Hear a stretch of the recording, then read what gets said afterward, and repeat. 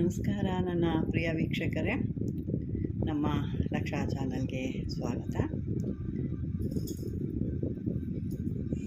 ವೀಕ್ಷಕರೇ, ನಾವು ಇವತ್ತು ನಮಗೆ ಸಕಲವನ್ನು ಕೊಡುವಂಥ, ನಮ್ಮ ಇಷ್ಟಾರ್ಥಗಳು ಈಡೇರಿಸುವಂಥ, ಶತ್ರುಗಳನ್ನು ನಾಶ ಮಾಡುವಂಥ, ಸ್ವಪ್ನದಲ್ಲಿ ಬಂದು ಮುಂದೆ ಆಗೋವಂಥದ್ದನ್ನ ಹೇಳುವಂಥ ಆ ಮಹಾತಾಯಿ ಚಾಮುಂಡಿ ಒಂದು ಮಂತ್ರ ಬರುತ್ತೆ. ಆ ಮಂತ್ರನ ಯಾವ ರೀತಿ ಸಿದ್ಧಿ ಮಾಡ್ಕೋಬೇಕು, ಯಾವ ರೀತಿ ಆ ಒಂದು ನಾವು ಪ್ರಯೋಗ ಮಾಡಿ ಆ ದೇವಿನ ಒಲಿಸ್ಕೊಳ್ಬೇಕು ಅನ್ನೋದು ನೋಡೋಣ ಇವತ್ತು. ಆ ದೇವಿನ ಸರಿಯಾದ ರೀತಿಯಲ್ಲಿ ನೀವು ಒಂದು ಸಿದ್ಧಿ ಮಾಡ್ಕೊಂಬಿಟ್ರೆ ಆ ದೇವಿ ನಿಮಗೆ ಒಂದು ಸ್ವಪ್ನದಲ್ಲಿ ಅಥವಾ ಯಾವುದೋ ಒಂದು ರೂಪದಲ್ಲಿ ಬಂದು ನಿಮಗೆ ನಿಮ್ಮ ಬೇಡಿಕೆಗಳೇನು ಅಥವಾ ನಿಮಗೆ ಬೇಕಾಗಿರೋ ಅಂಥದ್ದೇನು, ನಿಮಗೇನು ನೆನ್ಕೊಳ್ತಿರೋ ಅದನ್ನು ತಾಯಿ ಒಂದು ಇದಿಲ್ಲದೆ ನಿಮಗೆ ಕೊಡ್ತಾಳೆ. ಬನ್ನಿ ಇವತ್ತು ಅಂಥದ್ದೊಂದು ಮಂತ್ರತಂತ್ರದಿಂದ ನೋಡೋಣ. ಈ ಒಂದು ಮಂತ್ರ ನಾನು ಕೊನೆಯಲ್ಲಿ ಕೊಡ್ತೀನಿ, ಸ್ಕಿಪ್ ಮಾಡದೆ ನೋಡಿದ್ರೆ ನಿಮಗೆ ಗೊತ್ತಾಗುತ್ತೆ.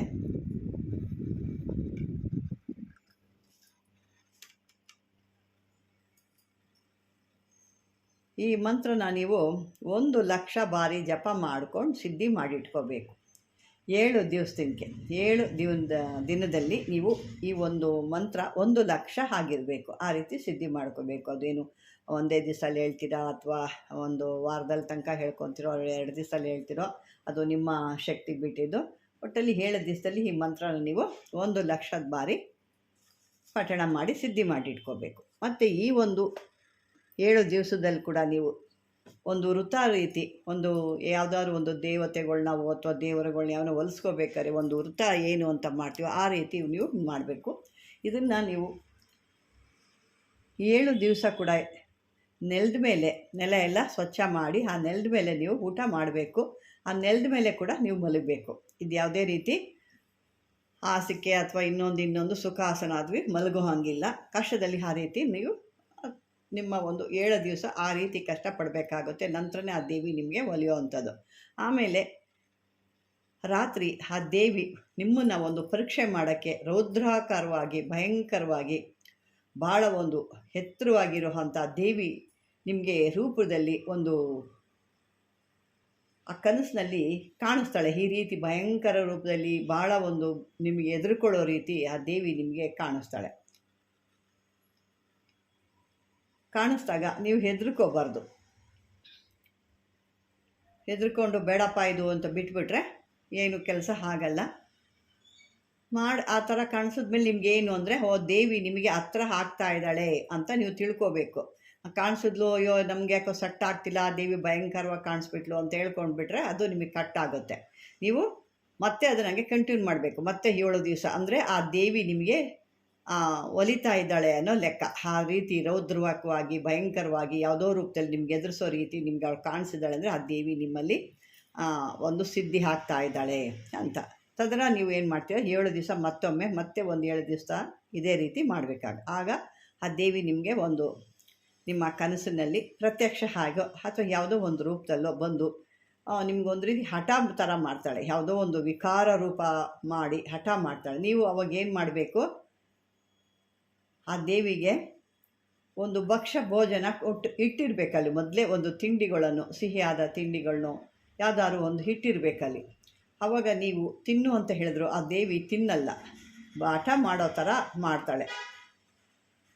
ಹಠ ಮಾಡಿ ನಿಮಗೆ ಭಯ ಹುಟ್ಟಿಸೋ ರೀತಿ ನಿಮಗೆ ಆದರೆ ಯಾವುದೇ ರೀತಿ ಈ ಸಾಧಕರು ಏನು ಮಾಡ್ತಾರೆ ಅವ್ರು ಯಾವುದೇ ರೀತಿ ಹೆದರ್ಕೋಬಾರ್ದು. ಏಕೆಂದರೆ ಆ ಮನಸ್ಸು, ಆ ಸಾಧಕನ ಒಂದು ಸಾಧನೆ ಮನಸ್ಸು ಪರೀಕ್ಷೆ ಮಾಡೋದಕ್ಕಾಗಿ ಆ ದೇವಿ ಆ ರೀತಿ ನಿಮಗೆ ಹೆದರಿಸ್ತಾಳೆ. ಹೆದರದೆ ಆವಾಗ ನೀವು ಹೆದರ್ಕೊಳ್ದೆ ಆ ದೇವಿನ ನೀವು ಒಂದೇ ಜ್ಞಾನದಲ್ಲಿ ಕೂತ್ಕೊಂಡು ನೀವು ಸಿದ್ಧಿ ಮಾಡಿಕೊಂಡಾಗ ಅಥವಾ ಅವಳ ಒಂದು ಮಂತ್ರ ಹೇಳ್ಕೊಳ್ತಾ ಇದ್ದಾಗ ಆಗ ಈ ಒಂದು ಚಾಮುಂಡಿ ರೂಪ ಹೋಗಿ ಮಹಾಲಕ್ಷ್ಮಿ ರೂಪದಲ್ಲಿ ನಿಮಗೆ ಬೇಕಾದನ್ನು ಕೊಡ್ತೀನಿ ಅನ್ನೋ ಥರ ನಿಮಗೆ ಆಸೆ ತೋರಿಸ್ತಾಳೆ. ಆಸೆ ತೋರಿಸೋದಲ್ಲ, ನಿಮಗೆ ನಾನು ಇಂಥದ್ದು ಕೊಡ್ತೀನಿ, ಏನು ಬೇಕು ಅಂತ ಕೇಳ್ತಾಳೆ. ನೀವು ಯಾವುದಾದ್ರೂ ಒಂದು ಬುದ್ಧಿವಂತರಾಗಿ ಒಂದು ಒಳ್ಳೆಯದನ್ನು ಲೋಕ ಕಲ್ಯಾಣಕ್ಕೋ ಅಥವಾ ನಿಮ್ಮ ಒಂದು ಜೀವನಕ್ಕೋ ನೀವು ಅದನ್ನು ಕೇಳ್ಕೋಬೇಕು. ಮತ್ತು ಇದೊಂದು ಏನಪ್ಪ ಅಂದರೆ, ಯಾವಾಗಲೂ ಈ ಸಾಧನೆ ಮಾಡೋರು ಏನು ಮಲ್ಕೋಬೇಕಾದ್ರೆ ಒಂದು ಒಳ್ಳೆ ತಾಮ್ರ ಚೊಂಬಲ್ಲೋ ನಿಮ್ಗೆ ಯಾವುದು ಒಂದು ಒಳ್ಳೇದಿದೆಯೋ ಆ ಒಂದು ಇದರಲ್ಲಿ ಒಂದು ನೀರನ್ನು ಇಟ್ಕೊಂಡಿರಬೇಕು, ನಿಮ್ಮ ಹತ್ರ ಇಟ್ಕೊಂಡಿರಬೇಕು. ಮತ್ತು ಸಿಹಿಯಾದ ಊಟ ಯಾವಾಗಲೂ ಇರಬೇಕು. ಅದು ಯಾಕೆ ಅಂದರೆ, ಇನ್ನೊಂದು ನೀವೇನು ಅಂದರೆ, ಊಟ ಇಟ್ಕೊಂಡು ಅರ್ಧ ಊಟ ನೀವು ಮಾಡಬೇಕು, ಇನ್ನು ಅರ್ಧ ಊಟನ ಹಾಗೆ ಉಳಿಸ್ಬಿಡ್ಬೇಕು. ಅದು ತಟ್ಟೆಯಲ್ಲಿ ತಿಂತಿರೋ ಅಥವಾ ಎಲೆ ಮೇಲೆ ತಿಂತಿರೋ, ಎಲೆಯಲ್ಲಿ ತಿಂದರೆ ಯಾಕೆ ನೆಲದಲ್ಲೇ ತಿನ್ನೋದ್ರಿಂದ ನೀವು ಆ ನೆಲದಲ್ಲೇ ಉಳಿಸ್ಬೇಕಾಗುತ್ತೆ. ಇಲ್ಲಿ ತಟ್ಟೆಯಲ್ಲಿ ಎಲ್ಲ ಏನು ತಿನ್ನೋಕ್ಕಾಗಲ್ವಲ್ಲ, ಹಾಗಾಗಿ ನೆಲದ ಮೇಲೆ ಏನು ತಿಂತಿರೋ ಅರ್ಧ ಊಟ ಮಾಡಿ ಇನ್ನು ಅರ್ಧ ಊಟನ ಅಲ್ಲಿ ಬಿಟ್ಟುಬಿಡಬೇಕು.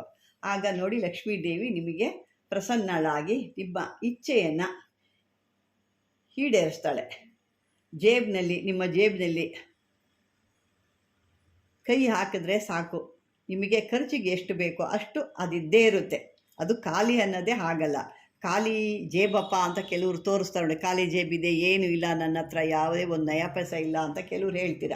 ಅಂಥದ್ದಲ್ಲಿ ಇಲ್ಲಿ ಯಾವತ್ತೂ ಆ ಜೇಬು ನಿಮ್ಮ ಒಂದು ಖಾಲಿ ಅನ್ನೋದೇ ಇರಲ್ಲ. ಅವತ್ತಿಗೆ ಎಷ್ಟು ಬೇಕೋ ಅಷ್ಟಷ್ಟು ಹಣ ನಿಮಗೆ ಬರ್ತಾನೆ ಇರುತ್ತೆ, ನಿಮಗೆ ಸಿಗ್ತಾನೆ ಇರುತ್ತೆ. ಆದರೆ ಹಣನ ನೀವು ಯಾವುದೇ ರೀತಿ ದುರುಪಯೋಗ ಪಡಿಸ್ಕೋಬಾರ್ದು. ಯಾವುದೇ ಎತ್ಕೊಂಡೋಗಿ ಚೆಲ್ಲಿ ಬಿಸಾಕಿ ಅಲ್ಲಿ ಏನೋ ಒಂದು ದುರಾಸೆಯಿಂದ ಅಲ್ಲಿ ಇಷ್ಟ ಹಾಕ್ರಿ ಇನ್ನೇನು ಅಷ್ಟು ಬಂದ್ಬಿಡುತ್ತೆ ಅಂತೇಳಿ ಅದೆಲ್ಲ ಮಾಡಬಾರ್ದು. ಆಗ ಬಂದಂಥದನ್ನ ಹಣದಿಂದ ಅದರಲ್ಲಿ ನಿಮಗೆ ಎಷ್ಟು ಬೇಕೋ ಅಷ್ಟಿಕ್ಕೊಂಡು ಆ ಬಡವ್ರಿಗೆ ಒಂದು ಹೊತ್ತು ಊಟಕ್ಕೆ ದಾನ ಧರ್ಮ ಅಂತ ಮಾಡಬೇಕು. ಈ ಬಡ ಮಕ್ಕಳಿಗೆ ಯಾವುದಾದ್ರೂ ಒಂದು ಮಂಗಲ ಕಾರ್ಯಕ್ಕೆ ಆ ಬಡ ಮಕ್ಕಳಿಗೆ ಊಟ ತಿಂಡಿಗೆ ಅಥವಾ ಅವ್ರಿಗೆ ಬೇಕಾದಂಥ ವಸ್ತುಗಳನ್ನ ಇದನ್ನೆಲ್ಲ ಮಾಡಿದಾಗ ಅದೇ ನಿಮಗೆ ಮುಂದೆ ಸಾಧುಕ್ಕೆ ಒಳ್ಳೆ ಹಣದ ಖಜಾನೆ ಅಂತ ಆಗುತ್ತೆ. ಯಾವತ್ತೂ ಬರಿದಾಗದೇ ಇಲ್ಲ, ಆ ಖಜಾನೆ ಯಾವತ್ತೂ ಬರಿದಾಗಲ್ಲ, ಒಳ್ಳೆಯದಾಗುತ್ತೆ. ಹಸಿದವ್ರಿಗೆ ಊಟ ಅಂತ ಬಂದಾಗ ಅನ್ನದಾನ ಮಾಡಬೇಕು, ಅನ್ನದಾನಕ್ಕಿಂತ ಇನ್ಯಾವ ದಾನವಿಲ್ಲ ಅಂತ ಹೇಳ್ತಾರೆ. ಹಂಗಾಗಿ ಈ ಚಂಡಿ ಚಾಮುಂಡಿ ಅವತಾರಿಣಿ ಈ ಮಹಾತಾಯಿಗೆ ಪ್ರತಿದಿನವೂ ನೀವು ನಿಮಗೇನು ಬೇಕೋ ಅದನ್ನು ನೆನ್ಕೊಂಡ್ರೆ ಸಾಕು, ಕೊರತೆ ಇಲ್ಲದೆ ನಿಮಗೆ ಆ ದೇವಿ ಕೊಡ್ತಾ ಇರ್ತಾಳೆ. ಆದರೆ ಈ ಮಂತ್ರನ ನೀವು ಸಾಧನೆ ಮಾಡಿ ಇಲ್ದವರು ನೀವು ಹೇಳ್ದಂತೆ ಊಟ ಆದಮೇಲೆ ನೆಲದ ಮೇಲೆ ಮಲಗಬೇಕು. ನಂತರ ಇದರ ಪ್ರಭಾವ ನಿಮಗೆ ಗೊತ್ತಾಗುತ್ತೆ, ಏನಿದೆ ಇದು ಪ್ರಭಾವ ಇಷ್ಟು ಚೆನ್ನಾಗಿದೆಯಾ, ನಾನು ಯಾವುದು ಈ ರೀತಿ ಒಂದು ಪುಣ್ಯ ಮಾಡಿದ್ನಾ, ಈ ದೇವಿ ಇವತ್ತು ನನಗೆ ದಾರಿದ್ರ್ಯ ಇಲ್ದಂಗೆ ನಾನು ದಾರಿ ತೋರಿಸ್ತಿದ್ದಾಳೆ ಅಂತ ನಿಮಗೆ ಅದು ಗೊತ್ತಾಗುತ್ತೆ. ಅಂದರೆ ಅದೇ ರೀತಿ ಅವಳನ್ನ ಶುದ್ಧವಾಗಿ ನೀವು ಊಟ ಮಾಡೋ ಅಂದರೆ ಆ ಒಂದು 7 ದಿನಗಳು ಮಾಡಬೇಕು. ಆ ಭಯಂಕರ ತೋರಿಸಿ ಮತ್ತೊಮ್ಮೆ 7 ದಿವಸ ಮಾಡಬೇಕು. ಆ ರೀತಿ ಮಾಡಿದಾಗ ನಿಮಗೆ ಅದ್ಭುತವಾಗಿ ಫಲ ನೀಡ್ತಾಳೆ. ಈ ಮಂತ್ರ ನಾನು ಒಮ್ಮೆ ಹೇಳ್ತೀನಿ, ಆದರೆ ನಾನು ಡಿಸ್ಕ್ರಿಪ್ಷನ್ ಕೂಡ ಕೊಡ್ತೀನಿ ನೋಡಿ. ಓಂ ನಮೋ ಚಾಮುಂಡಿ ಪ್ರಚಂಡ ಇಂದ್ರಾಣಿ, ಓಂ ನಮೋ ವಿಪ್ರ ಚಂಡಾಳಿನಿ ಶೋಭಿನಿ ಆಕರ್ಷಿಣಿ ಕಷಿಯ ದ್ರವ್ಯ ಮಾನಯ ಪ್ರಬಲ ಮಾನಯ ಓಂ ಪಟ್ ಸ್ವಾಹ. ಇದು ಇದರದ್ದು ಮಂತ್ರ. ಈ ಮಂತ್ರನ ನೀವು 1,00,000 7 ದಿವಸದೊಳಗೆ 1,00,000ನ ಸಿದ್ಧಿ ಮಾಡ್ಕೋಬೇಕು. ಯಾಕಂದರೆ ಜಾಸ್ತಿ ಏನು ದೊಡ್ಡದಿಲ್ಲ, ಇದು ಒಂದು 2 ಲೈನ್ ಬರುತ್ತೆ ಅಷ್ಟೇ. ಚಿಕ್ಕದು ಮಾಡಿದ್ರೆ 4 ಲೈನ್ ಆಗುತ್ತೆ. ಅದನ್ನು ನೀವು ಹೇಳ್ಕೋಬೇಕಾಗುತ್ತೆ. ಯಾವುದೇ ರೀತಿ ಭಯ ಪಟ್ಕೊಂಡು ನೀವು ಕಟ್ ಮಾಡಿ ನಿಲ್ಲಿಸಿದ್ರಿ ಅಂದರೆ ಅದು ಮುಂದೆ ನಿಮ್ಗೆ ಯಾವುದೇ ರೀತಿ ಪ್ರಯೋಜನಕ್ಕೆ ಬರಲ್ಲ ವೀಕ್ಷಕರೇ. ಇದು ಒಂದು ಸರಿಯಾದ ರೀತಿ ತಿಳ್ಕೊಳ್ಳಿ. ಆ ಮಂತ್ರ ಕೂಡ ಹೇಳಿದ್ದೀನಿ, ಆದರೆ ಡಿಸ್ಕ್ರಿಪ್ಷನ್ ಕೊಡ್ತೀನಿ ಅಂತ ಹೇಳ್ತೀನಿ. ಕಳೆದ ವಿಡಿಯೋದ್ರಲ್ಲಿ ಕೂಡ ನಾನು ಡಿಸ್ಕ್ರಿಪ್ಷನ್ ಮಂತ್ರ ಕೊಟ್ಟಿದ್ದೆ. ಯಾರು ನೋಡಿದಿರೋ ಬಿಟ್ಟಿದ್ರೋ ಗೊತ್ತಿಲ್ಲ. ಅದು ಒಂದೊಂದು ಸಾರಿ ಟೈಪಿಂಗ್ ನೀಟಾಗಿ ಬರುತ್ತೆ, ಒಂದೊಂದು ಸಾರಿ ಅಕ್ಷರಗಳು ಭಾಳ ಮಿಸ್ಟೇಕ್ ಆಗುತ್ತೆ. ಹಾಗಾಗಿ ನಾನು ಕೊಡಲಿ ಸ್ವಲ್ಪ ಇದು ಮಾಡ್ತೀನಿ. ಈ ಸರಿನೂ ಹೇಳಿದ್ದೀನಿ, ಆದರೂ ಡಿಸ್ಕ್ರಿಪ್ಷನ್ ಇದ್ದರೆ ಆದರೆ ಕೊಡ್ತೀನಿ. ಅದು ಮಾಡ್ಕೊಳ್ಳಿ. ಮಂತ್ರ ಹೇಳಿದ್ದೀನಿ, ಆ ಮಂತ್ರನ ಹೇಳಿ ಸಿದ್ಧಿ ಮಾಡ್ಕೊಳ್ಳಿ. ಯಾವ್ದಾದ್ರು ಒಂದು ಒಳ್ಳೆಯ ದಿವಸ ಇದನ್ನು ಸಿದ್ಧಿ ಮಾಡ್ಕೊಳ್ಳಿ ಅಂತ ಹೇಳ್ತಾ ವೀಕ್ಷಕರೇ, ಮಾಮೂಲಿಯಾಗಿ ನಿಮಗೆ ಅದೇ ಮಾತು, ಲೈಕ್ ಮಾಡಿ, ಶೇರ್ ಮಾಡಿ, ಸಬ್ಸ್ಕ್ರೈಬರ್ ಮಾಡ್ಕೊಳ್ಳಿ ಅಂತ ಹೇಳ್ತಾ ಈ ಒಂದು ವಿಡಿಯೋ ಇಷ್ಟ ಆದರೆ ಲೈಕ್ ಮಾಡಿ. ಧನ್ಯವಾದಗಳು.